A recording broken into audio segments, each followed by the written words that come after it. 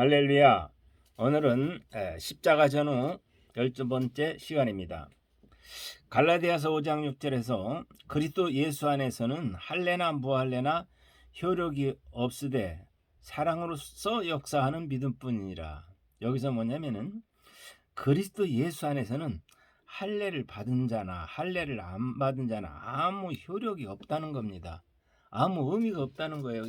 할례로다가 우리가 구별되는 게 아니거든요. 그렇기 때문에 이것은 다시 말하면 율법으로 우리가 의롭게 되는 것이 아니라는 거예요. 그래서 율법 안에서 그 할례를 받는 것이 아무 효력이 없다는 겁니다. 여기는 오직 사랑으로서 역사하는 믿음뿐이다. 하나님의 사랑이 우리 속에 역사하는 그런 믿음뿐이라는 거죠. 그렇기 때문에 우리는 우리가 믿는 믿음, 우리가 율법 안에 있는 사람이냐, 믿음 안에 있는 복음 안에 있는 사람이냐, 다시 말하면은 믿음 안에 있는 사람이냐라고 하는 거죠. 그래서 우리는 성령으로 인도함을 받는 바가 되면 율법 아래 있지 아니하다. 우리가 율법 아래 있다라면은 율법에 매인 바가 돼요. 율법에서 자유로울 수가 없습니다.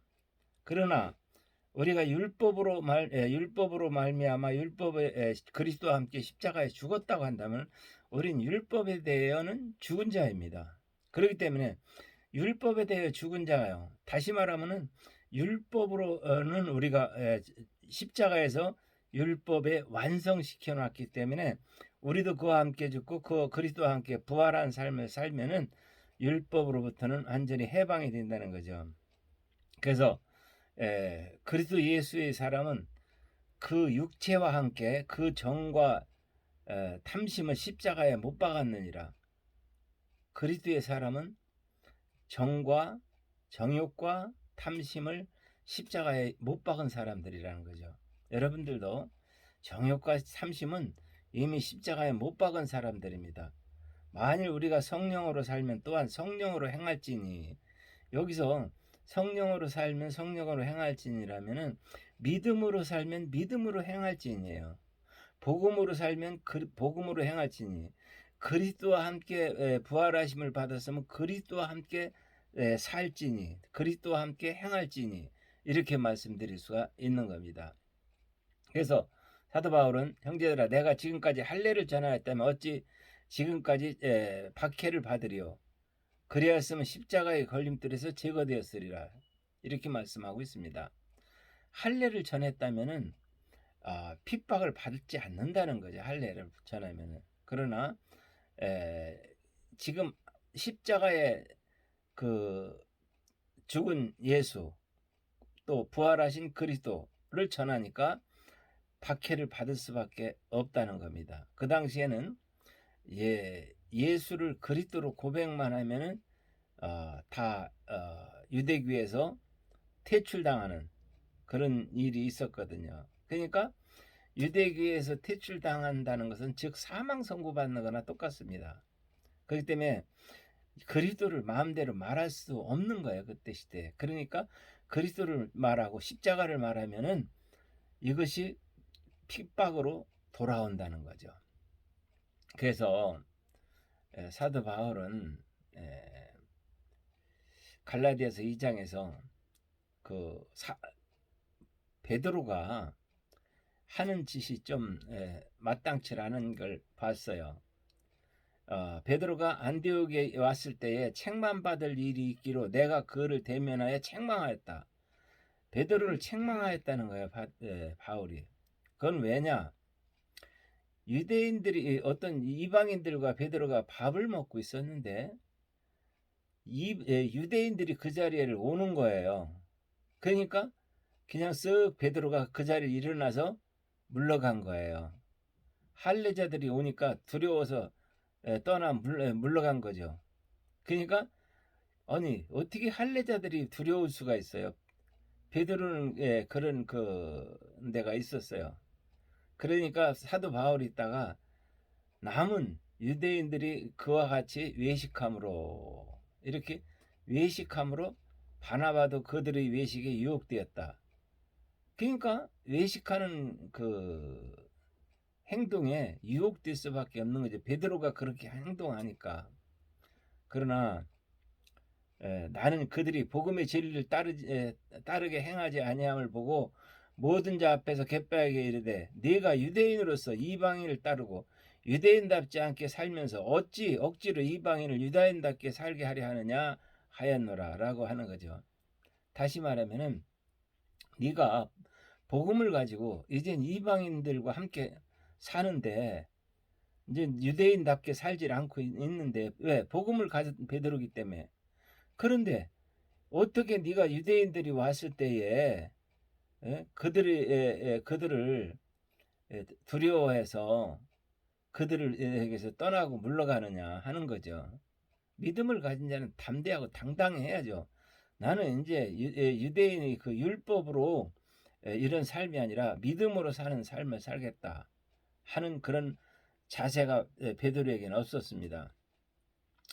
16절에 보니까 사람이 의롭게 되는 것은 율법의 행위로 말미암음이 아니요 오직 예수 그리스도를 믿음으로 말미암은 줄을 우리도 그리스도 예수를 믿나니 이는 우리가 율법의 행위로서 아니고 그리스도를 믿음으로써 의롭다함을 얻으려 함이라.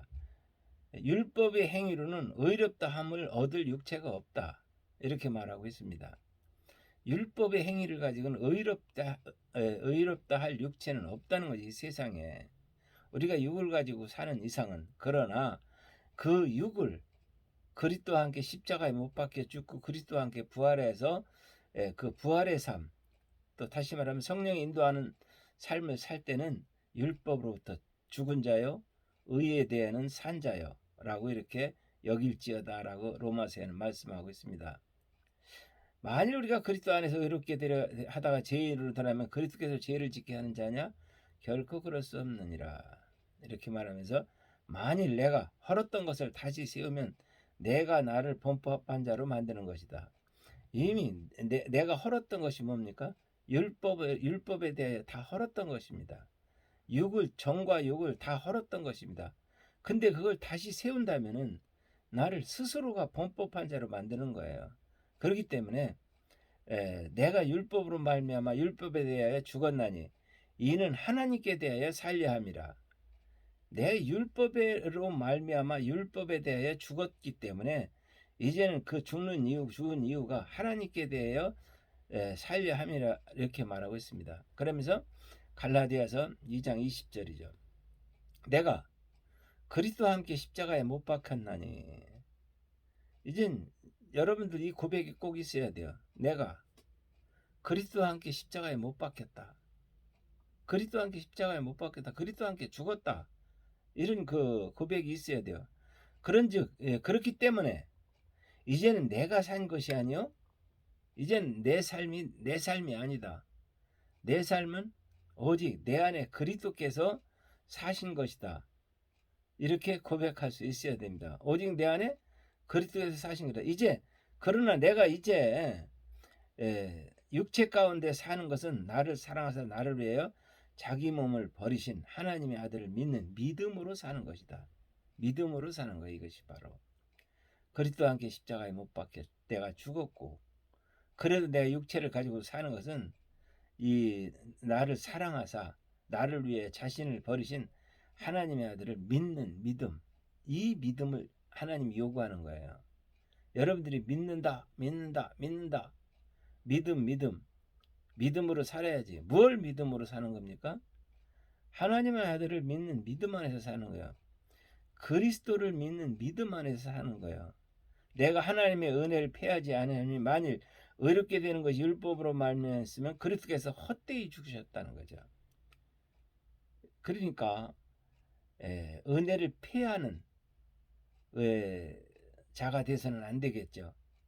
그래서 만약에 의롭게 되는 것이 율법으로 말미암다면 그리스도께서는 헛되이 죽으셨다라고 이렇게 말하고 있습니다. 그렇기 때문에 우리는 오직 믿음으로 사는데 어떤 믿음을 가지고 사느냐? 내가 그리스도와 함께 십자가에 죽었고 오직 그리스도와 함께 부활하였고 그리스도를 믿는 믿음 안에서 사는 것이다. 이젠 내가 산 것 아니라 내 안에 그리스도께서 사신 것이다. 그리스도께서 사신 것이기 때문에 여러분들은 그리스도의 형상을 가진 자, 그리스도의 성품을 가진 자가 믿음의 사람이라고 이렇게 말씀드릴 수 있습니다. 그러면 이건 뭐냐? 오직 사랑으로 사는 겁니다. 사랑 안에서.